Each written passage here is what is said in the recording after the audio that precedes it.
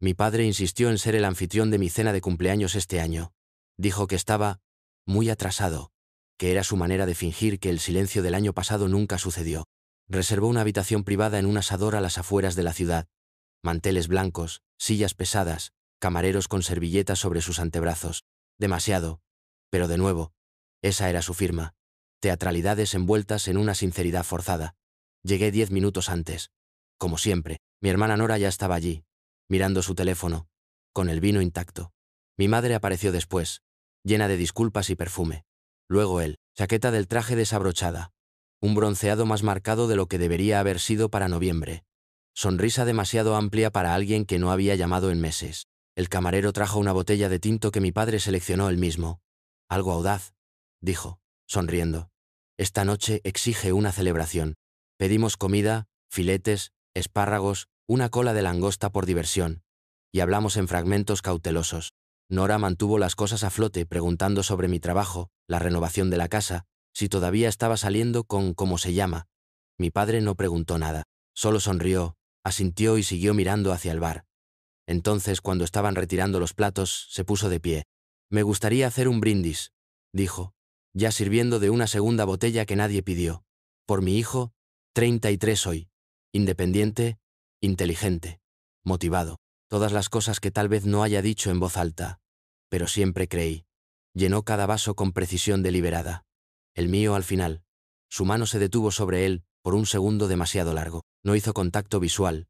Simplemente lo empujó suavemente hacia mí, asintiendo una vez, algo sobre la forma en que sus ojos se movieron hacia arriba. No hacia mí, sino hacia mi mano. Tensó algo en mi pecho. Salud, dijo, levantando su vaso. Sonreí, tintineé, e intercambié los vasos a mitad de movimiento. Simple juego de manos, enmascarado por una inclinación hacia mi hermana. No se dio cuenta. Lo observé beber. El vaso estaba frío en mi mano, suave, caro e intacto. Lo llevé a mis labios y dejé que el vino reposara allí, sin tragar nunca. Al otro lado de la mesa, mi padre se echó hacia atrás como si fuera agua. Sonrió después, demasiado ampliamente, luego reanudó el corte de su bistec con demasiada precisión. Dejé el vaso y seguí sonriendo. La cena avanzó a ritmos practicados. Nora bromeó sobre algo en la televisión. Mi madre mencionó a un primo que no había visto en años. El camarero regresó con menús de postres que nadie había pedido. Mi padre miró su reloj. Luego a mí. Lo noté, breve, pero inconfundible, como alguien esperando que algo empezara. Pasaron 15 minutos. Luego 20. Al principio fue sutil. Parpadeaba más a menudo. Perdió el hilo en la conversación. Alcanzó la cesta del pan y tiró un tenedor en su lugar. Largo día, murmuró restándole importancia. Cuando llegó el crème brûlée, estaba sudando. No era obvio para nadie aún, pero lo vi. La humedad en el cuello. La forma en que se aflojó la corbata, sin darse cuenta. Su voz se arrastró ligeramente al contar una historia de sus días en el bufete. El remate no llegó. ¿Papá?, preguntó Nora, con el ceño fruncido. ¿Estás bien? Estoy bien, dijo demasiado rápido, despidiéndola con una mano torpe. No almorcé. Azúcar baja en la sangre. Es todo. Intentó levantarse. Tropezó. Se agarró al respaldo de su silla con demasiada fuerza. Mi madre extendió la mano hacia su brazo, pero él la rechazó, y se dirigió al baño sin decir una palabra más. Nora me miró, preocupada. ¿Cuál fue esa? Probablemente lo que dijo, respondí con voz uniforme. Se saltó la comida. Largo día. Ella asintió, aún insegura. Tomé el vaso que me había servido y lo giré suavemente bajo la luz. Un brillo tenue cerca del borde. Casi nada. Casi. No dije nada. No reaccioné. Solo dejé que el silencio volviera a sentarse sobre la mesa mientras los sonidos del restaurante continuaban a nuestro alrededor. Se recuperaría. Estaba seguro. Pero no antes de que confirmara lo que ya sospechaba. Esto no fue un accidente. Y él había hecho la suposición equivocada sobre quién seguía interpretando al hijo obediente. No dije nada de camino a casa.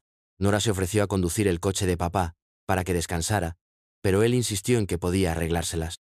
Mi madre se acercó murmurando que probablemente solo estaba cansado, que había estado trabajando demasiado otra vez. Todos querían olvidarlo. Yo no. De vuelta en mi apartamento, apagué todas las luces excepto una, y me senté en la encimera, girando lentamente la copa de vino en mi mano. El tenue brillo que había notado antes seguía allí, apenas visible ahora que el vino se había ido, solo un residuo translúcido adherido al interior. Podría no haber sido nada. o algo. La idea de que realmente podría haberlo hecho, poner algo en mi bebida, debería haberme enfadado. Pero la ira nunca llegó.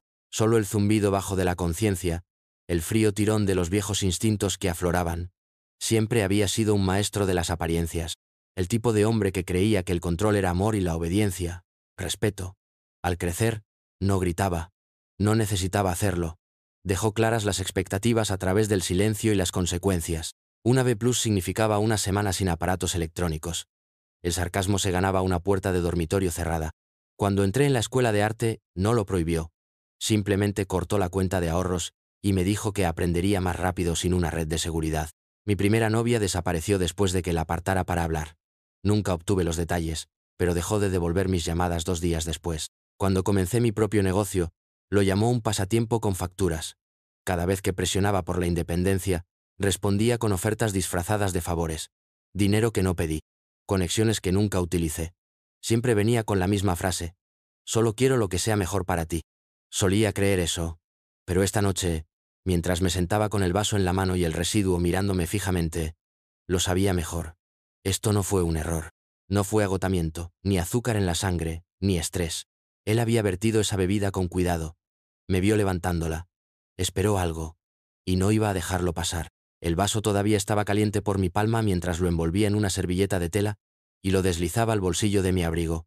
Tela gruesa, forro profundo, sin riesgo de que se rompa al salir. Nora decía algo mientras caminábamos al puesto de ballet, pero apenas lo registré. Mi padre ya se había marchado, afirmando que se sentía un 100% mejor. Mi madre asintió, reescribiendo ya la historia en su cabeza. Bajo nivel de azúcar en la sangre, no suficiente agua, demasiado vino, algo explicable, algo pulcro. Puse mis excusas rápidamente. Reunión temprano mañana. Fechas límites acumulándose. Prometí a un cliente que enviaría una presentación antes del amanecer. Todo mentiras. Pero nadie lo cuestionó. El viaje a casa fue tranquilo. Las farolas pasaban, parpadeando lentamente. Seguí revisando el espejo retrovisor, aunque no esperaba ver a nadie allí. La paranoia no era usualmente mi estilo. Por otra parte, tampoco lo era el veneno en la cena de cumpleaños. De vuelta en el apartamento, caminé directo a la cocina. Abrí un cajón, saqué una bolsa para congelador, la puse doble. Deslicé el vaso envuelto en la servilleta dentro como si fuera algo frágil, que lo era. Evidencia, tal vez. Seguro, definitivamente. Sellé la bolsa y la coloqué en lo profundo del congelador, detrás de una vieja caja de dumplings, congelados, y una botella medio llena de vodka que no había tocado en meses. Luego me quedé allí por un rato, solo respirando. El apartamento estaba en silencio de la manera en que solo los apartamentos pueden estarlo, hueco y lleno de todo lo no dicho. No puse música. No revisé mi teléfono. No revisé correos electrónicos. Repetí el momento una y otra vez. La forma en que empujó el vaso hacia adelante. La sonrisa forzada. El brindis que se sintió un poco demasiado pulido, un poco demasiado ensayado. Y el breve movimiento de sus ojos, vigilando para asegurarse de que bebiera. No pensó que me daría cuenta. Todavía pensaba que yo era la versión de mí que necesitaba su aprobación. El chico que confundió la manipulación con la guía, quien dijo gracias cuando lo desviaban del camino, siempre y cuando viniera envuelto en preocupación. Pero había calculado mal, y ahora el vaso que sirvió está a 2 pies de mi fregadero, congelado en su lugar, como una historia esperando ser contada. Una que tenía toda la intención de terminar. No era la primera vez que algo se sentía mal, ni mucho menos. Crecer con mi padre significaba vivir bajo un sistema de reglas invisibles. No del tipo que rompías y te castigaban. Esos eran fáciles. Estos eran más sutiles, más psicológicos. Todo tenía ataduras. Los cumplidos venían con condiciones. La ayuda venía con costos a largo plazo. Él no levantaba la voz. No tenía que hacerlo. Cuando tenía 13 años, él mismo comenzó a administrar mi medicamento para el asma. Dijo que los doctores recetaban en exceso. Y un hombre responsable sabe lo que su cuerpo necesita. Él racionaba las dosis basado en el comportamiento. Buenas notas significaban recargas. Malos días significaban inhalaciones omitidas. Le dijo a mi madre que yo exageraba cuando tuve un episodio en la escuela. Ella asintió. Dijo que necesitaba hacerme más fuerte. A los 16, dejé de pedirle nada. Ella flotaba por la casa como un fantasma, presente en cuerpo, pero nunca en convicción. Cuando le dije que quería estudiar cine, ella sonrió y dijo: habla con tu padre. Ese era su estribillo para todo. Después de la universidad, empecé a salir con alguien en serio por primera vez. Su nombre era Elise, Inteligente, amable, no le importaba el dinero. Mi padre la invitó a cenar una vez, solo una vez, y después me dijo que ella carecía de ambición, y no era adecuada a largo plazo. 3 semanas después, Elise se alejó sin explicación. Descubrí mucho después que él se había reunido con ella en privado. Aún no sé lo que dijo. Cada éxito que forjé por mi cuenta fue minimizado. Cada lucha se convirtió en prueba de que debería haberlo escuchado. Él dijo que creía en mí, pero siempre lo socavaba con duda. Solo quiero mantenerte con los pies en la tierra. El mundo no es amable con los idealistas. Eres inteligente, pero no todos lo van a ver. Mi hermano mayor, Theo, lo descubrió pronto. Se fue a Oregón a los 19. Supimos de él cada vez menos con el paso de los años. Eventualmente, nada en absoluto. Mi padre lo llamó inmadurez. Mi madre dijo que él regresaría cuando entrara en razón. Él nunca regresó. Y ahora, años después, el mismo hombre que me enseñó a desconfiar de mis instintos, me había servido un vaso de algo que no había pedido, en una noche que se suponía que era sobre mí. Había terminado de darle el beneficio de la duda. Todavía tenía el número de Sam guardado de la universidad, enterrado en algún lugar debajo de viejos contactos que no había tocado en años. Él había estudiado química. En aquel entonces, él me ayudó a fingir un volcán en explosión para un proyecto de video. Ahora trabajaba en un laboratorio de toxicología privado fuera de la ciudad. Lugar tranquilo, clientela discreta. Llamé durante su hora de almuerzo. No dije mucho por teléfono, solo que tenía algo que necesitaba ser probado, y que confiaba en que no haría demasiadas preguntas. Él no dudó. Tráelo fuera de horas, dijo. Entrada trasera. Seré el único allí. Esa noche, saqué el vaso del congelador. Aún intacto, aún envuelto. Lo embolsé doble, lo deslicé en mi mochila, e hice el viaje de 45 minutos en silencio. No puse música, no llamé a nadie. La ciudad se difuminó tras mis ventanas silenciosamente. Sam me encontró en el estacionamiento trasero, indicándome que entrara por una puerta lateral. Se veía igual, más viejo, pero con el mismo comportamiento pausado y la misma expresión ilegible. No preguntó por qué necesitaba esto. Solo tomó la bolsa, la levantó a la luz y asintió. ¿Quieres un panel completo?, preguntó. Sí, dije. Cualquier cosa que puedas encontrar, incluso rastros. No insistió. Solo garabateó una nota, etiquetó la bolsa con un código que no reconocía y me entregó un recibo que no necesitaría. Yo mismo lo ejecutaré, dijo. Resultados en 3 días. Tal vez 4, dependiendo de los compuestos. Gracias, dije, comenzando a marcharme. Sam hizo una pausa.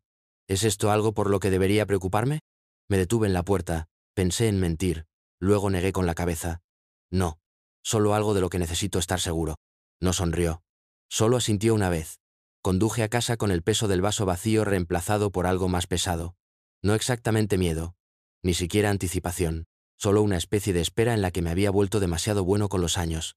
3 días. Después de eso, sabría con certeza si el vaso del que nunca bebí había tenido la intención de callarme, frenarme o borrar toda la noche de mi memoria. Y si lo hubiera hecho, entonces esto ya no era solo un patrón. Era un plan. 2 días después de la espera, empecé a pensar menos en lo que podría haber habido en el vaso, y más en por qué él lo haría en primer lugar. La respuesta no fue obvia al principio. Mi padre era controlador, sí, pero no imprudente, no descuidado. Si realmente me hubiera drogado, no habría sido por despecho, habría sido calculado, intencional.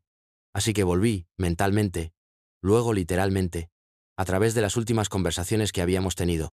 Revisé textos, fragmentos de correo de voz, hilos de correo electrónico que envió desde su oficina de abogados, medio codificados en su habitual condescendencia paternal. Y ahí estaba. 3 semanas antes de la cena, había mencionado la herencia del tío Ron. Casual en ese momento. Dijo algo sobre dolores de cabeza de la herencia, y cómo los testamentos viejos crean nuevos líos. No le había dado mucha importancia. El tío Ron había fallecido la primavera pasada, por insuficiencia hepática, y no lo había visto en años. Nunca fuimos cercanos, pero nunca se casó ni tuvo hijos. El funeral había sido silencioso, ataúd cerrado, un puñado de familiares, nada ceremonial. Recordé a mi padre apartándome afuera de la iglesia. Ron no era el hombre más responsable. Había dicho, con un tono neutral. Si te dejó algo, espero que seas inteligente al respecto. Lo dijo como si ya hubiera cometido algún error. En ese momento, pensé que era otra conferencia envuelta en preocupación. Ahora aterrizó de manera diferente. Llamé al abogado de la herencia la mañana siguiente. Le dije que solo quería confirmar unos detalles. Ella revisó los registros. Sí, dijo. El patrimonio se cerró el mes pasado. Como se indica en el testamento, usted es el único beneficiario. Parpadeé. Pensé que tenía acciones. ¿Propiedad? Sí, confirmó. La cartera se liquidó por completo. El desembolso neto después de impuestos ascendió a 482,0. Fue depositado en su cuenta fiduciaria. Mi estómago se paralizó. Mi padre no había mencionado tal número. O que ya estaba hecho. No había tocado la cuenta. Apenas recordaba que existía. Y de repente, recordé que me dijo en la cena, medio riendo, que tal vez era hora de que empezáramos a pensar en reestructurar los activos. Pensé que se refería a su propia empresa. No lo había hecho. ¿Ese vaso en mi cumpleaños? No se trataba de un simple brindis. Se trataba del momento preciso. Posición. Aprovechar. Se suponía que no debía recordar lo que pasó esa noche. La llamada llegó un jueves. La voz de Sam era tranquila, clínica, casi demasiado calmada. Dio positivo, dijo. Altos niveles de lorazepam. No respondí de inmediato. Solo miré la pantalla oscura de mi teléfono como si esperara otra respuesta. ¿Qué tan alto? Pregunté al final. La dosis terapéutica para la ansiedad es de 1 a 2 miligramos, dijo. Su vaso tenía residuos consistentes con cerca de 6. Dejé que eso se asimilara. Podría haber causado confusión, desorientación, desmayos. Continuó. Dependiendo del metabolismo, el peso, si lo bebió todo, posiblemente inconsciencia, definitivamente, memoria deteriorada, especialmente con alcohol. Así que ya no era hipotético. No era sospecha, ni instinto, ni vago reconocimiento de patrones. Era un hecho químico, documentado, confirmado, sellado dentro de una bolsa Ziploc en mi congelador. ¿Quiere un informe escrito?, preguntó Sam. Sí, dije. Hazlo limpio. Sin membrete de laboratorio. Solo un análisis privado, como si estuvieras ayudando a un amigo. Ya lo suponía, respondió. Después de que colgamos, me senté a la mesa de la cocina y miré fijamente la veta de la madera durante un buen rato. La misma mesa que había armado yo mismo 2 años antes cuando me mudé aquí. Mi padre me había dicho que debería haberle pagado a alguien. Tu tiempo vale más que tu orgullo, había dicho. Ahora entendí que quería decir algo muy diferente. Abrí el congelador, saqué el vaso lentamente, como si fuera a explotar. No necesitaba volver a mirarlo. Simplemente lo sostuve, pesado en mi mano, frío, pero no tan frío como me sentía yo. Él había intentado borrar una noche que no podía controlar, para sedar a la única persona que se interponía en el camino de lo que quería, la herencia, la imagen, la influencia. Pero el plan había fracasado, porque me di cuenta, porque no bebí, porque había aprendido finalmente a dejar de seguir su juego, y ahora tenía la evidencia para probarlo, no solo para mí misma, sino para cualquiera que necesitara verlo. Esperé una semana antes de aparecer en su puerta, el tiempo suficiente para que creyera que la noche ya había pasado, el tiempo suficiente para que mi visita pareciera casual, paciencia intencional, tiempo controlado. Él me había enseñado eso, incluso si no se daba cuenta. Cuando abrió la puerta, se veía peor de lo habitual, pálido, ligeramente demacrado, pero aún pulcro. Sonrió, pero no le llegó a los ojos. Bueno, esto es una sorpresa, dijo. Me encogí de hombros. Quería registrarme. Esa cena terminó rara. Pensé que me detendría. Me hizo señas para que entrara, haciéndose a un lado con la misma cortesía fingida y amable que usaba con los clientes y los agentes de policía. No fue nada, dijo. Probablemente las ostras, o tal vez me salté el almuerzo. He estado funcionando con humo últimamente. Lo seguí al estudio, dejando que mis ojos escanearan la habitación como si no hubiera estado aquí antes. Los muebles seguían siendo los mismos. Escritorio de nogal, silla de cuero, estantes empotrados dispuestos más para exhibición que para lectura. El mismo reloj hacía tic-tac suavemente sobre la chimenea, el sonido justo para enmascarar los movimientos más silenciosos. Se sirvió un escocés, sin ofrecerme uno. Me negué, antes de que pudiera fingir hacerlo. Entonces, dijo, acomodándose en su silla, ¿has pensado más en lo que te mencioné? ¿Sobre la herencia? Sé que técnicamente es tuyo, pero el dinero así puede desaparecer rápido si no tienes cuidado. Un fideicomiso podría ser más seguro. Podría ayudar a administrarlo. Ahí estaba, envuelto en preocupación, disfrazado de consejo. El lanzamiento. Entrega limpia. Ningún reconocimiento de lo que casi ocurre. Lo pensaré, dije, manteniendo mi voz uniforme.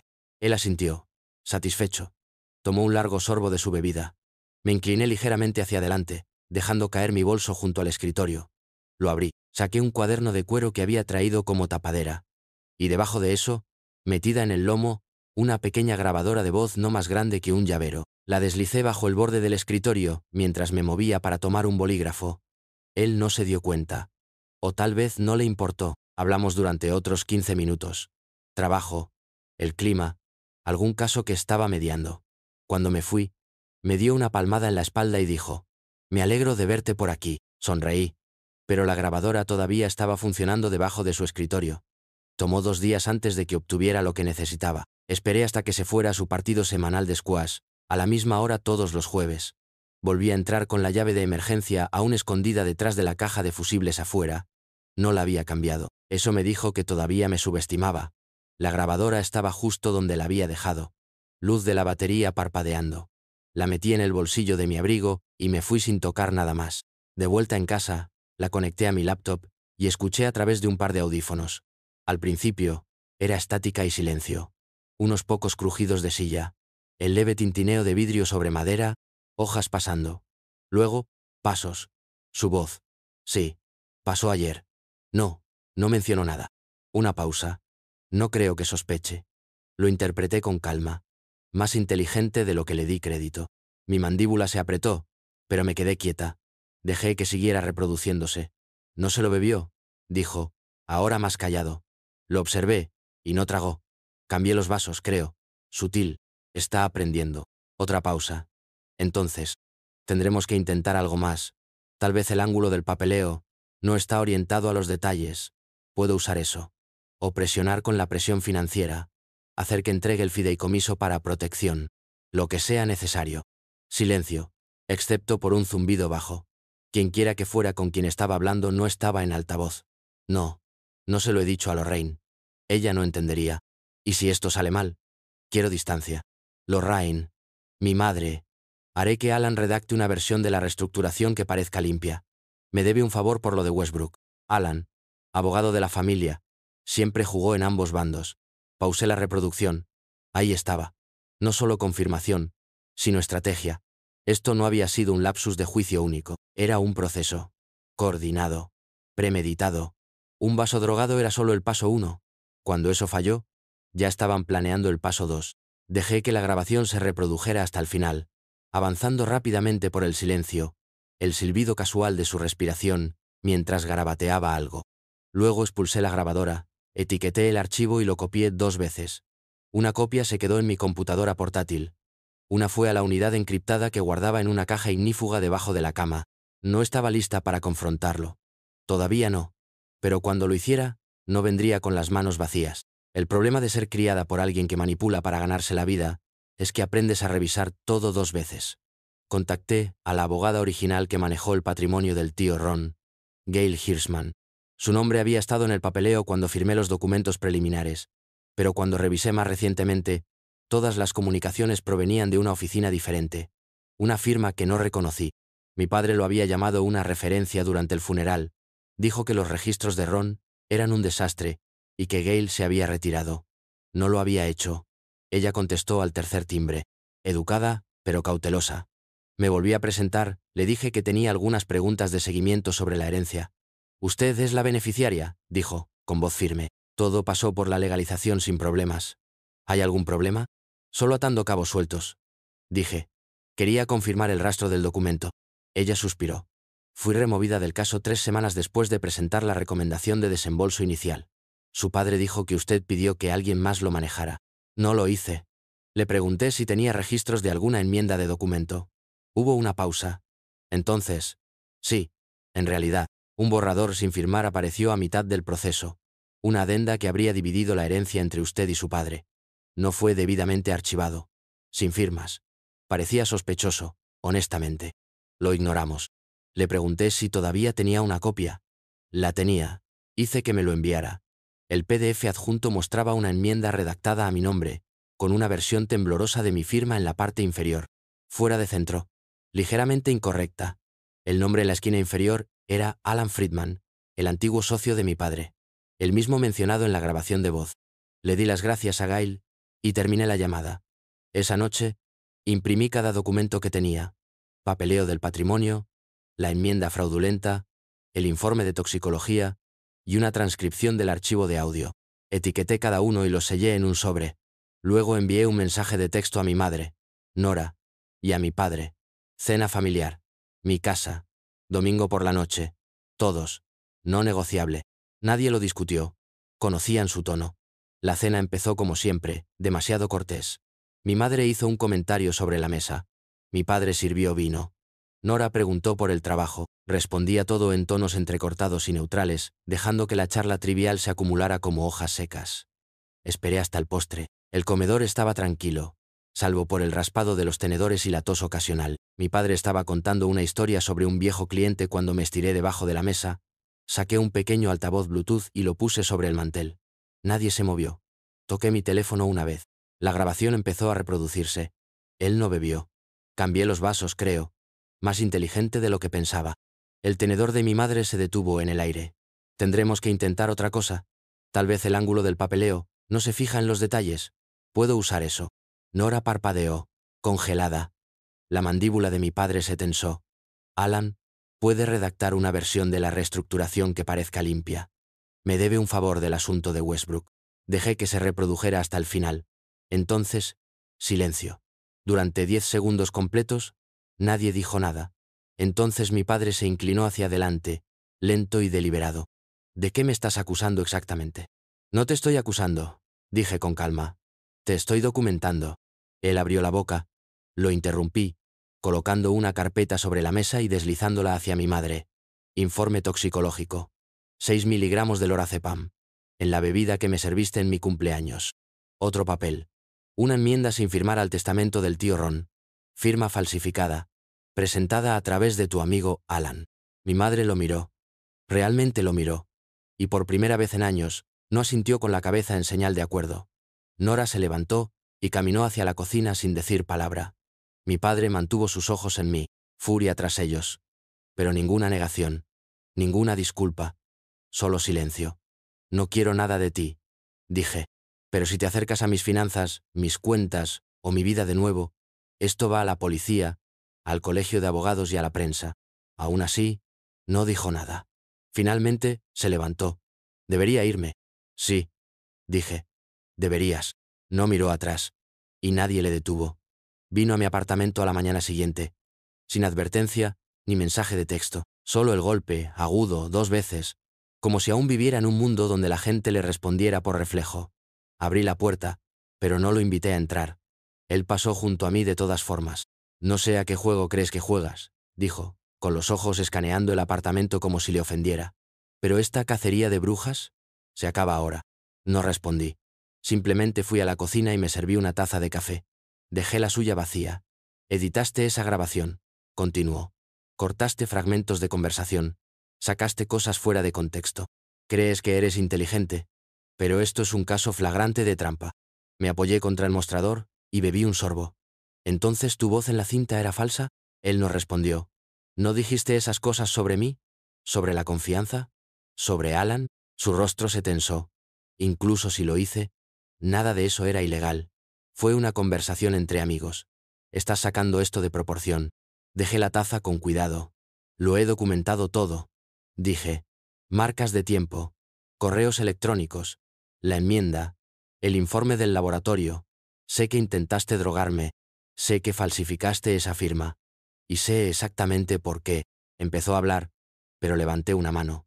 Voy a presentar un informe al Colegio de Abogados esta tarde. Y a la Junta Estatal de Ética. Si tomas represalias de alguna manera, financiera, legal o personal, lo haré público. Después de todo lo que he hecho por ti, dijo, en voz baja. Esa es la parte que nunca entendiste, respondí.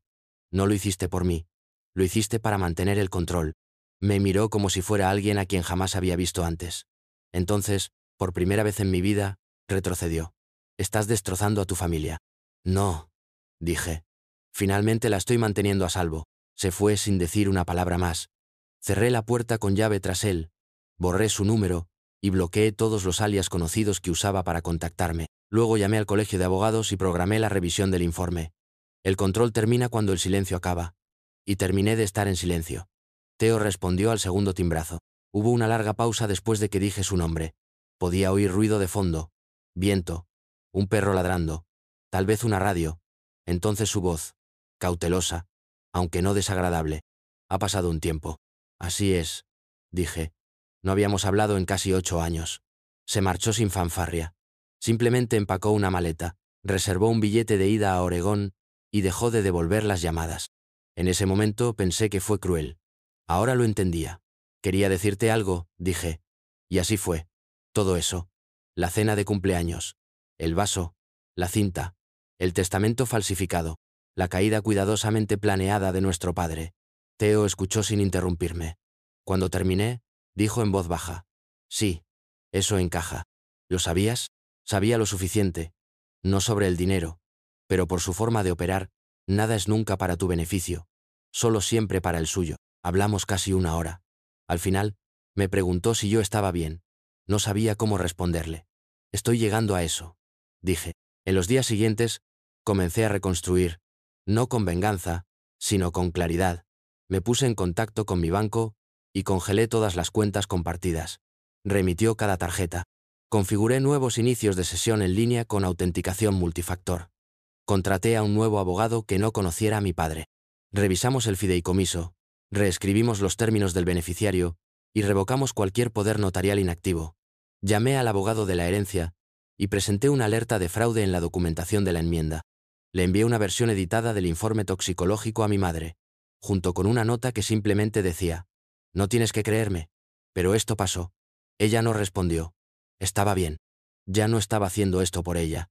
Cambié las cerraduras de mi apartamento, añadí un sistema de seguridad y comencé a escanear mi correo antes de abrirlo.